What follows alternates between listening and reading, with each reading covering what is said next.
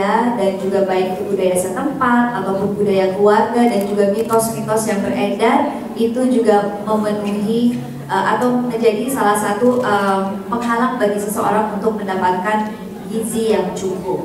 Nah, mengenai mitos dan kemudian juga budaya-budaya apa saja nanti akan dibahas tuntas pada hari ini. Sebagai perusahaan gizi, anggota APSAI dan APNIA, Sari Husada terus berkomitmen untuk meningkatkan derajat kesehatan, gizi, dan kesejahteraan ibu dan anak Indonesia. Kita percaya bahwa anak adalah masa depan bangsa, oleh karena itu, seluruh komponen bangsa harus memberi dukungan terbaik untuk anak kita. Saat ini sekitar 38% penduduk Indonesia adalah anak-anak. Mereka adalah penduduk yang berumur di bawah 18 tahun. Dalam tumbuh kembangnya, tiap kelompok umur ini mempunyai risiko yang spesifik. Pada anak balita, mereka rentan terhadap kematian dan penyakit saluran nafas. Pada anak sekolah, mereka rentan terhadap berbagai penyakit, namun juga rentan mengalami berbagai risiko, mulai dari masalah penyakit, masalah gizi, sampai pada masalah sosial seperti kenakalan remaja, narkoba, diperdagangkan, dan bahkan terkena penyakit menular seksual. Dari penelitian saya di masyarakat nelayan, uang yang dialokasikan untuk jajan lebih besar daripada uang yang dipakai untuk untuk masak.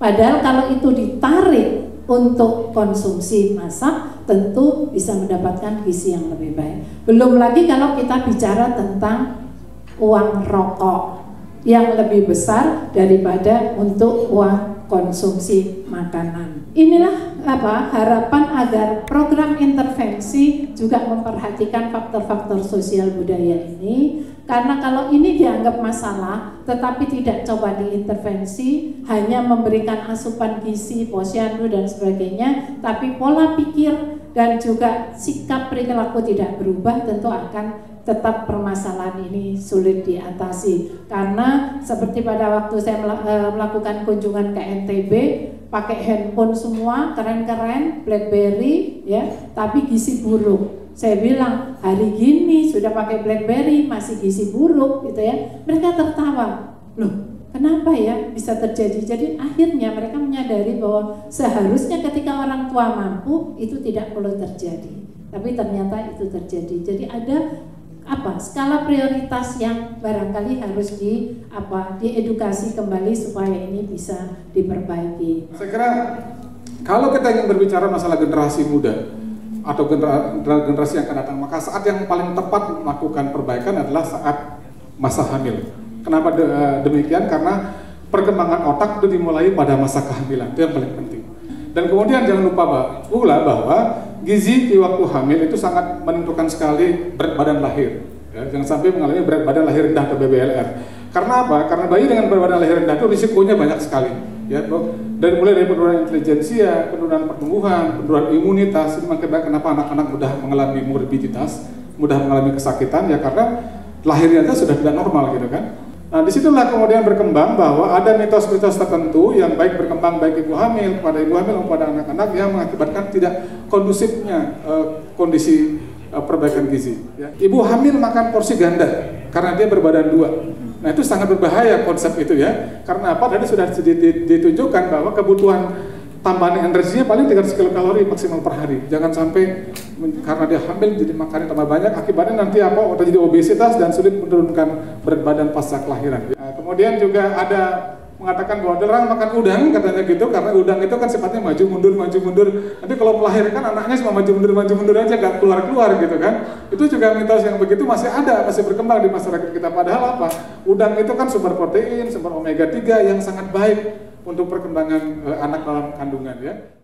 Apakah bahan-bahan kimia tadi yang pestisida obat-obatan pada buah sayur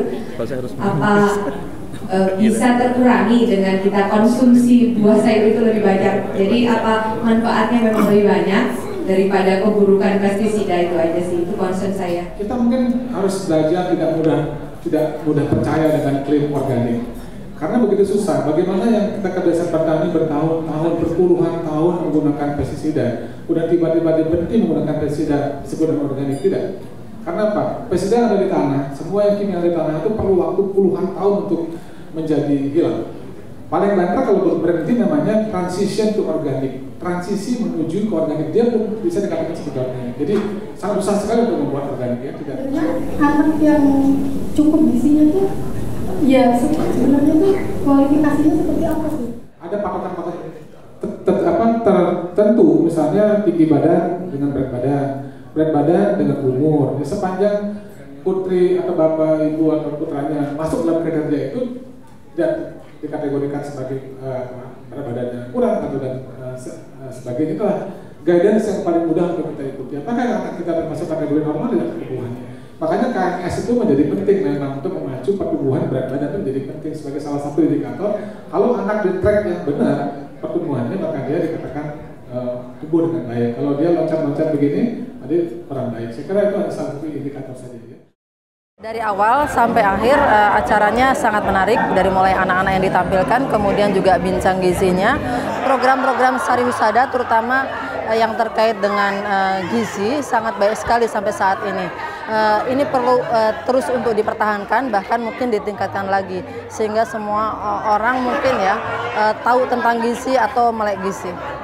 Materinya useful banget. Saya baru tahu banyak mitos-mitos tentang ibu hamil yang katanya nggak boleh makan udang, padahal ternyata itu justru bagus banget. Harapan saya ditingkatkan lagi kegiatan-kegiatan mengedukasi masyarakat, karena banyak sekali mitos-mitos dan juga mungkin masyarakat di pedalaman Indonesia yang belum tahu mengenai pemenuhan gizi secara baik itu bagaimana.